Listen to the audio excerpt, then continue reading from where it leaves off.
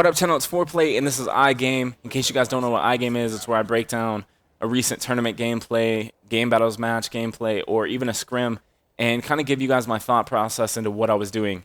This officially will be my longest commentary solo by myself ever in the history of YouTube. And it's going to be about 14 minutes, and if you can, bear with me on this. You're going to notice Freight is one of those maps. God, Freight is one of those maps. That was horrible. Did you see that? I tried to shoot him and it went through the climb animation. Automatically, I'm putting a 1v3 here. And Freight is one of those maps where I really like to get map control like every other map. The only map I struggle to get map control on is Sovereign because everything is so close inside of the lanes. A lot of people don't expect you to do crazy things like this on Freight. So anyway, I'm going to have full range to try to do what I want. I'm going to end up killing one here. I'm going to end up going underneath and back up top. Right here, I'm in a situation where I really just kind of want to sound whore, see what I can do, see if I can get a kill.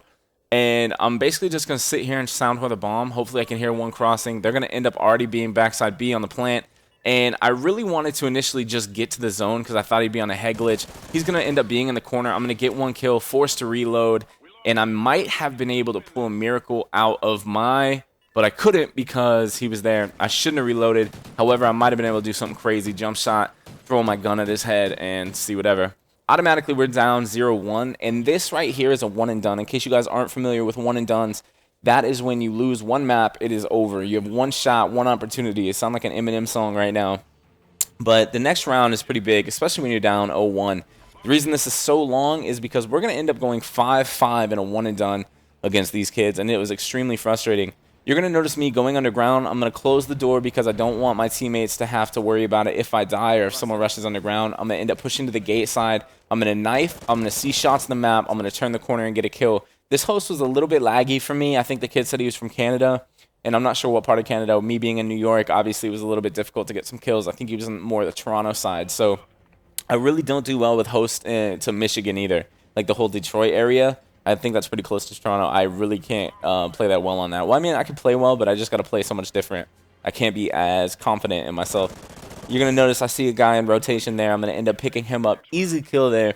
There wasn't really much work that needed to be done. A lot of times, if you're rushing underground and you knife that gate, expect them to rotate on you. A lot of the times when I'm doing that, I'll wait until I see shots from top green, a smoke on the map, or something else to where I know that they won't hear me open that gate because it's such a risky move. It's no different than going underground and closing the gate or closing the door, underground door in bottom white. So you're going to notice me again. I'm pushing up. The first round I went towards the white side. Now I'm going underground again. I'm going to go underground, and I always L-trigger this corner right away just in case they are on a rush. Nobody's on the rush. I'm going to see them, and I'm going to turn the corner and see that they didn't close the gate, which is an initial mistake by them.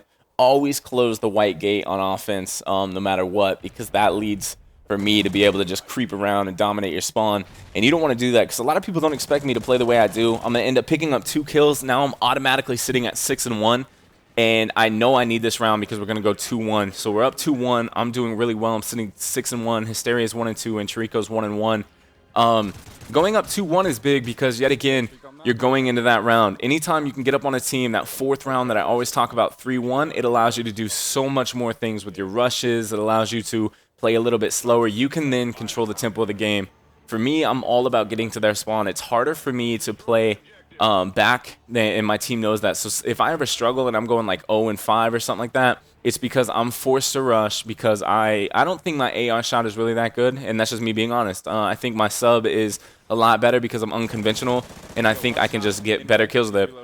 You're going to notice right there, I wasn't expecting that kid to drop shot. In fact, most of the time whenever I challenge someone in red, they always rotate to the left. So the fact that he didn't do that and he went to the right definitely was frustrating. Right here, Hysteria is going to get taken out from someone camping in the middle, and he actually didn't see him behind the bomb zone. Smart play by that kid. Chirico's put in a 1v3.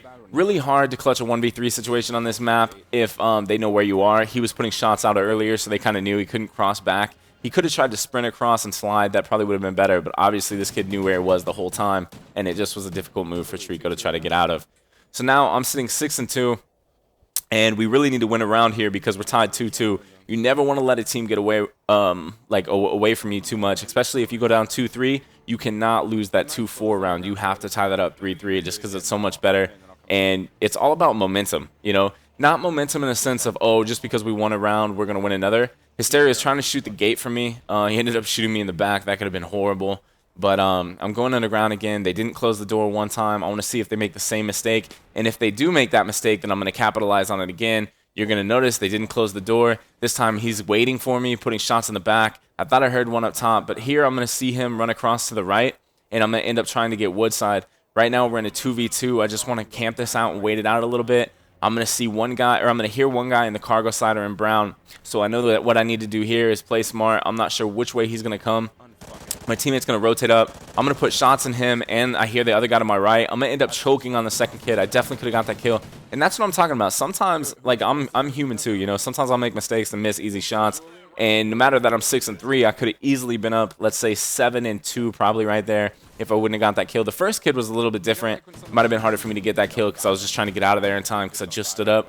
But here I'm sitting 6-3. Hysteria is struggling at 1-4, and Trico's 3-3.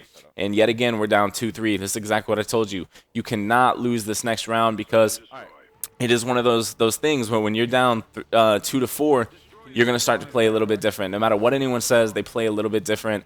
A lot of teams struggle to keep composure. Some teams definitely can do it, and players are better than others. For me, I'm going to try to get map control. I'm going to push up. I'm going to put shots in. That's a big first kill. I'm going to kill their guy who had the most kills, I believe, or second most kills. And I'm going to end up pushing up. I know I want to get map control totally, so I'm going to rotate all the way back to their spawn and start to crouch again. I see him. I put shots in, and I run out of ammo right at the end, and I wish I would have reloaded. If I would have reloaded, I would have killed that kid before I turned the corner. Definitely a little mistake by myself. I probably could have done a little bit different in the reload, and I would have killed him. So Trico's going to be put in a 1v2 situation, and this is not good. Putting your teammate in a 1v2, and he's going to end up dying. So now exactly what I told you, we're down 2-4. I told my team, I was like, listen, it's a one and done. Most of the time, we clown around at the beginning if we think we're playing someone that's not as high caliber, or if we think that we're better than them and stuff. And I never really clown around that much anymore. Sometimes I'll mess around and use a shotgun, a bulldog, just to try it out on Sovereign. But now you're down in a 2-4 situation, so you got to come back.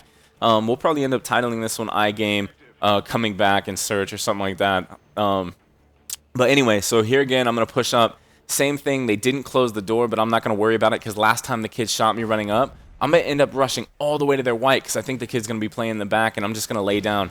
This is what I was talking about getting full map control and not worrying about anything. Right now, I got full map control in their spawn. This part really kind of creeped me out a little bit. How did this kid know I had full map control? How did he lay down there? I'm going to end up putting shots in him, not getting the kill, and I'm just going to back up. To be honest, I was so surprised that he knew I was in their spawn. I legit thought that they were cheating. At the time, I was like, oh, he's hacking. There's no way that he would have known that I was pushing in the back of their spawn. But to be honest, it happens. And when things like that happen to me, I'm just like, what? Like, that's crazy. So anyway, I get into their spawn, and right here, I'm sitting up top. I'm going to make him make a first move. I talk about this all the time. I'm going to end up seeing one, put shots in. I'm going to end up getting taken out. This kid gets so lucky that he ends up killing me through the wall just like that. I don't know if you saw how fast I died, but I died so quick. And right now, we're in a 2v1. I like to say I did my job there because not only did I get map control and push over to their side, but I also controlled the tempo of the round. I was being a nuisance in their spawn for so long. Now the kid only has 30 seconds to make a play on the bomb and try to do anything. You're going to notice Hysteria is playing top green. I'm going to see him in the 3P, and he's not even going to challenge. And that's not because he's stupid. It's because he's struggling. He's sitting 2-5, so maybe he's not as confident. Maybe he's not doing anything. He just wants to sound horn, make sure they don't go to B. And that's a smart play. To be honest, you don't always have to be gung-ho, try to jump off buildings, try to get easy shots. Just play smart, play for the win. Don't let him kill you because ultimately it comes down to how many kills versus how many kills at the end for the deciding defense. So right here, we're going to start the oh-so-important 8th round, if you will. And I know that we need this one because if you go down 3-5 and you're one round away from elimination, that can be extremely frustrating. I'm going to close the door yet again, man on a mission. I'm sitting 8-5. I'm going to L-trigger that because you never know who's going to be down there. I've ran into people camping down there before. I like to look at that spot on my left before I come up officially because a lot of people will lay down there and hide. And right here, I'm waiting. There he is. I see him make the move. I'm going to end up waiting. Shots are being fired in green. Right as I hear a smoke go off, I'm going to end up pushing. Right now, I'm in a crazy 1v3 situation. I need to try to do something, and this is frustrating. I wish my nades were a little bit stronger. Smart play by me to throw that outlet nade, then come around to the front. I wish I would have killed that first dude. I'm going to end up killing the second right here and the first original guy, and then he's going to come around and defuse the bomb. Yeah, just so frustrating how he got that defused. But yeah, that is a frustrating play. I might have been able to pull a miracle, but I really don't even know about that. So now we're down 3-5, and we cannot lose this game. I'm sitting 10-5, so you know whenever you're playing really good and your teammates are struggling, you can get a little bit frustrated.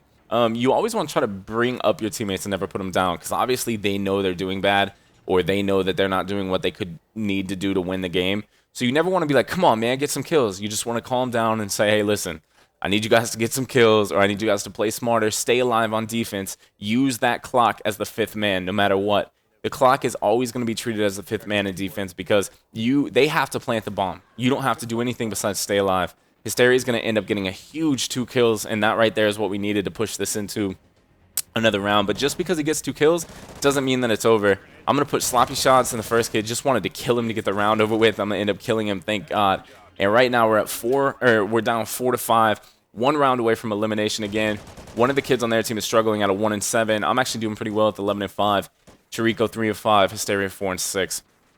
So going into this round, this is another big deal because when you're in a situation like this, this is the round that you got to win. Yes, obviously you got to win the next round, but you need to get to that next game tying 11th round anyway. So right here, same thing. I'm going to say, hey, listen, let's try to push up quick, try to plant the bomb, or I'm going to push up quick and try to get map control again. And the last time I went lumber, so I don't want him to know I'm going lumber. I'm actually pushing straight through their mid side. A lot of times I should crouch, but I knew he just closed the door, so I'm going to try to push him. I'm going to end up getting the kill. A little sloppy, but still get the kill. I'm 12-5 right now. We're planning initially. Things are going well. We need to get this bomb down. A lot of the times people peek from green. Like on that green side, they'll come over from the green and try to shoot the bomb carrier, or at least try to wall bang through the wall. Right here, I just want to stay alive and control map, and I'm telling myself, hey, I don't want to die early. I don't want to be the first guy to die here, because if I am, then it's going to be my fault. So I'm going to end up just waiting. I'm going to hear the guy rotate from green, or I believe my teammate called it out that time, and I'm going to get that kill. So here it is, the game-tying round. You've worked all this way to get to this game-tying round. A lot of teams choke here and they lose, and then they're that story that goes, oh my God, we lost 5-6. I can't believe we lost. But it was our fault in the first place to even get down so much to where now we have to win this round. I tell my team every time, 5-5, play different. I said, if you're going to rush, commit to your rushing. If you're going to camp, commit to your camping. If you're posting up, then do that. Right here, I'm pulling out a sniper. And the only reason I pulled out the sniper is because I knew I've used up all my rushes. You know what I mean? Like every rush that I have, I've used up completely. I just want to close the door. I want to sound whore. I want to play slow. And I want to try to get some snipes, see what I can do. I'm going to end up just L-triggering the white side, and the reason I want to do that is because even if they push that white side, maybe I can get a shot on, make him weak, Hysteria can clean him up. Right here, I'm going to push down, and I'm just going to sound for the bomb. To be honest, I probably shouldn't even have a sniper. I should have just kept my Bison. In this situation, I'm turning up my headphones in case you're wondering, and I can admit that. I definitely sound for the bomb when I sit in that spot. And a lot of times you can wall bang through that wall with bullet penetration. I don't know if you guys know that, and that works sometimes. Chirico's going to end up getting a huge kill in the bottom red side. They try to push red and lumber. I'm going to L-trigger this corner and just wait. There's only 35 seconds left. We're going to get another kill, and this is where it's big. A lot of the times, whenever there's one guy left, you just want to peek out to get a kill. You don't want to do that, but for me, I like to get map control more than anything. If I know there's 2 dead and he calls out that there's a guy backside red, then I'm just going to wait. I forgot to mention that he called that out. So anyway, Chirico's going to end up picking that kill up, and we brought it back 6-5. We're going to get that win in a game battle. It's 1 and done, or I believe it might have been a tournament. Not really sure. Thank you so much for going with me on this crazy 1 and done 14-minute commentary. This is ForePlay, the ForePlay gang, a little bit of Team Envious and the Gamma Gamers. Until next time, take care, be safe, peace. What up, ForePlay gang? Thank you guys for staying with me for 14 minutes if you made it through. Really appreciate that. I hope you guys learned something. If not, then I hope you got to see us come back in a 1 and done. 1 and done's can be crazy all the time. Anyway, iGame top left, iGame top right. Favorite, comment, like, subscribe. Get at me on Twitter. Make sure you say what up. Tell me if you like my new videos. And until next time, take care. Be safe.